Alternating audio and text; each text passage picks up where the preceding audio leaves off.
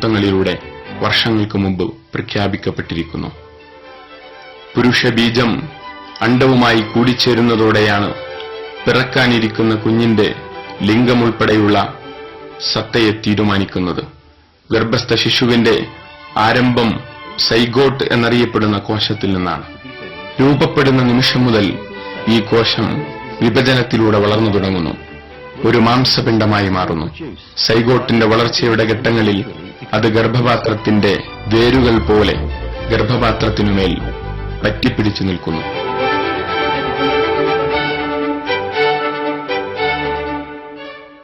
മാതൃശരീരത്തിൽ നിന്ന് ആവശ്യമായ ഘടകങ്ങൾ സ്വീകരിക്കുന്നു.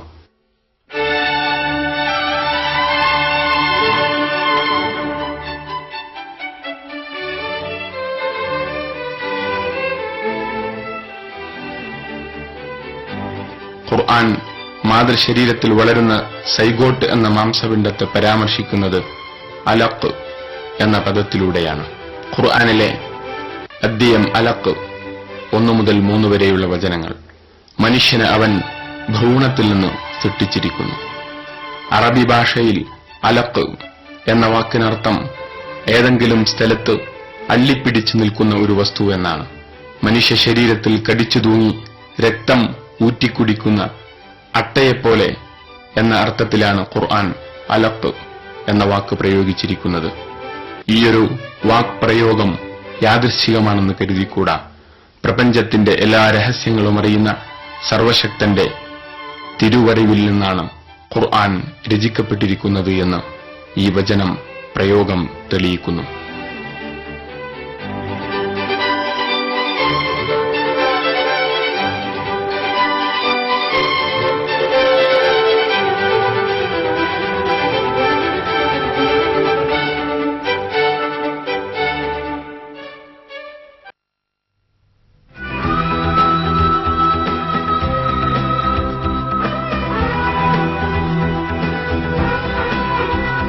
വിരലടയാളം.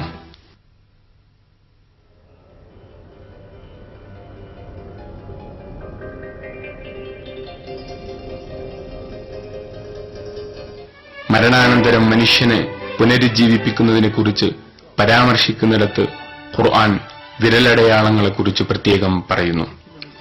അതെ, നാം മനുഷ്യന്റെ വിരലറ്റങ്ങളെ ശരിപ്പെടുത്തിയവനത്രേ. സൂറ അൽ ഖിയാമ 4-ാമത്തെ വചനം.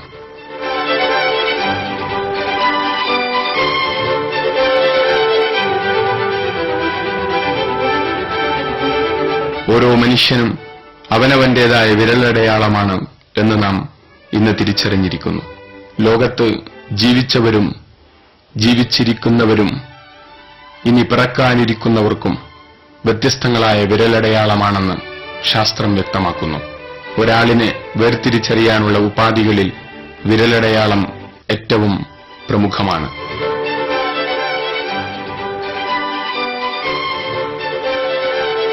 സാധാരണ കുറികളും വരകളുമായി കണക്കാക്കിയിരുന്ന വിരലിലെ രേഖകൾ എത്രയോ പ്രധാനപ്പെട്ടതാണെന്ന് ഖുർആൻ വ്യക്തമാക്കിയിരിക്കുന്നു.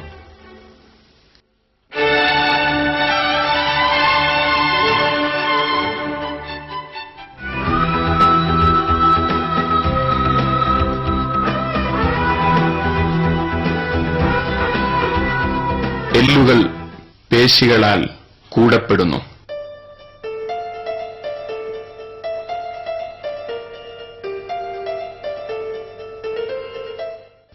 ഖുർആൻ ഗർഭസ്ഥ ശിശുവിന്റെ വളർച്ചയുടെ വിവിധ ഘട്ടങ്ങളെക്കുറിച്ച് പറയുന്നുണ്ട്.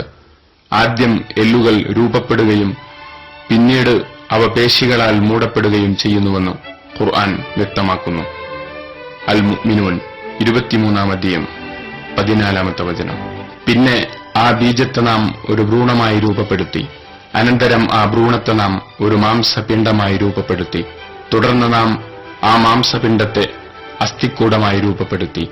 എന്നിട്ട് നാം ആ അസ്ഥിക്കൂടത്തെ മാംസം കൊണ്ട് പൊതിഞ്ഞു. പിന്നീട് മറ്റൊരു സൃഷ്ടിയായി നാം അവനെ വളർത്തിയെടുത്തു. അപ്പോൾ ഏറ്റവും നല്ല സൃഷ്ടികർത്താവായ അല്ലാഹു അനുഗ്രഹപൂർണനായിരിക്കുന്നു.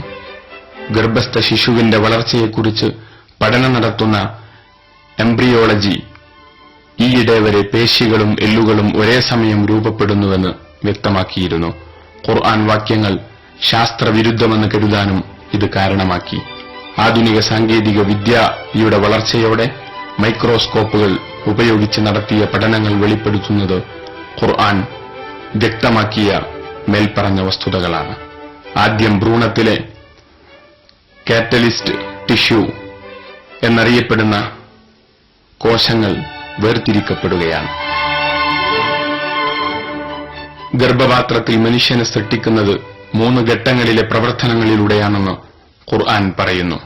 ഒരൊറ്റ അസ്തിത്വത്തിൽ നിന്ന് അവൻ നിങ്ങളെ സൃഷ്ടിച്ചു. പിന്നീട് അതിൽ നിന്ന് അതിന്റെ ഇണയെയും അവൻ ഉണ്ടാക്കി. നിങ്ങളുടെ മാതാക്കളുടെ വയറുകളിൽ നിങ്ങളെ അവൻ സൃഷ്ടിക്കുന്നു. 3 തരം അന്ധകാരങ്ങൾക്കുള്ളിൽ സൃഷ്ടിയുടെ ഒരു ഘട്ടത്തിന് ശേഷം മറ്റൊരു ഘട്ടമായിക്കൊണ്ട് അങ്ങനെയുള്ളവനാകുന്നു നിങ്ങളുടെ രക്ഷിതാവായ അല്ലാഹു. ആധുനിക ജൈവശാസ്ത്രം ഭ്രൂണവളർച്ചയിലെ 3 ഘട്ടങ്ങളെ വിശദീകരിക്കുന്നുണ്ട്.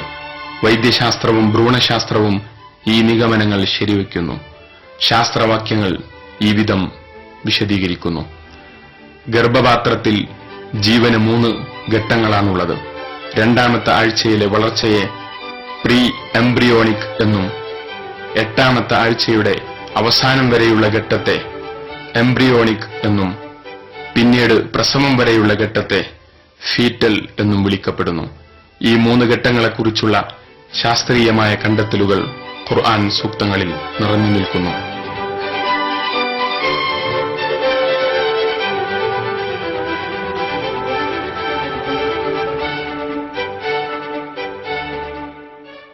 ഖുർആൻ ഭാവി പ്രവചനങ്ങൾ നടത്തിയിട്ടുണ്ട്.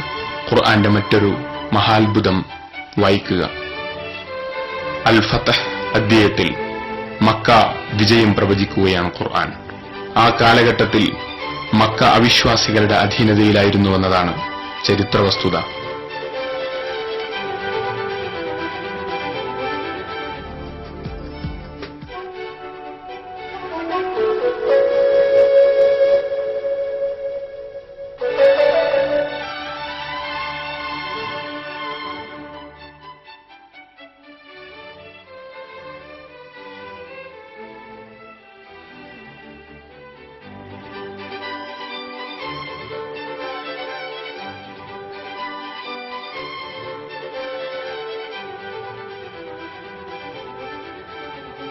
സൂറ അൽ ഫതഹ് 27ാമത്തെ വചനം. അല്ലാഹു അവന്റെ ദൂതന് സ്വപ്നം സത്യപ്രകാരം സാക്ഷാത്കരിക്കുന്നു. അതായത് അല്ലാഹു ഉദ്ദേശിക്കുന്ന പക്ഷം സമാധാന ചിത്തരായിക്കൊണ്ട് തലമുണ്ടനം ചെയ്തവരും മുടിവെട്ടിയവരും ആയിക്കൊണ്ട് ഒന്നും ഭയപ്പെടാതെ പവിത്രമായ ദേവാലയത്തിൽ അവർ പ്രവേശിക്കുക തന്നെ ചെയ്യും.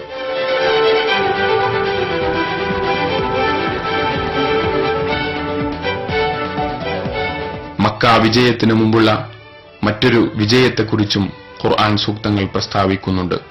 ജൂതന്മാരുടെ നിയന്ത്രണത്തിൽ നിന്നും പരിശുദ്ധ കഅബ മോചിപ്പിക്കപ്പെടുമെന്നും വിശ്വാസികൾ വിജയികളായി മക്കയിൽ പ്രവേശിക്കുക തന്നെ ചെയ്യുമെന്നും ഖുർആൻ പ്രവചിച്ചിരിക്കുന്നു.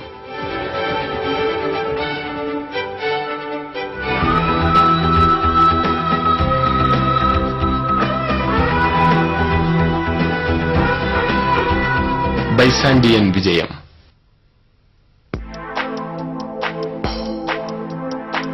മറ്റൊരു പ്രവചനം ഖുർആൻ 30ാം അധ്യായം സൂറ റൂം അധ്യായത്തിലുണ്ട്. ബൈസാൻഡിയൻ ഭരണകൂടം തകർച്ച നേരിടുമെന്നും കുറഞ്ഞ കാലം കൊണ്ട് പൂർവാധികം ശക്തിയോടെ അവർ തിരിച്ചുവരുമെന്നുമായിരുന്നു ആ മുന്നറിയിപ്പ്. 30ാം അധ്യായത്തിന്റെ 2 മുതൽ 4 വരെയുള്ള വചനങ്ങളിൽ നാം അത് വായിക്കുന്നു. അടുത്ത നാട്ടിൽ വെച്ച് റോമാക്കാർ തോൽപ്പിക്കപ്പെട്ടിരിക്കുന്നു. തങ്ങളുടെ പരാജയത്തിന് ശേഷം ഏതാനും വർഷങ്ങൾക്കുള്ളിൽ അവർ വിജയം നേടുന്നതാണ്.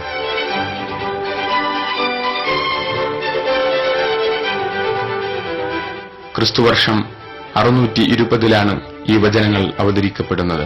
ക്രിസ്ത്യൻ ബൈസാൻഡിയൻ സാമ്രാജ്യം പേർഷ്യക്കാരോട് പരാജയപ്പെട്ട് 7 വർഷം കഴിഞ്ഞാണിത്. എന്നാൽ ബൈസാൻഡിയൻ വിജയം ഖുർആൻ പ്രവചിക്കുന്നുണ്ട്. തിരിച്ചുവരാനാവാത്ത വിധം നഷ്ടങ്ങളുണ്ടായിട്ടും ഖുർആൻ പ്രവചനം സാധൂകരിക്കപ്പെട്ടു. AD 627-ൽ തന്ത്രപ്രധാനമായ ഒരു യുദ്ധത്തിൽ ബൈസാന്റിയൻ പട പേർഷ്യൻ സൈന്യത്തെ പരാജയപ്പെടുത്തി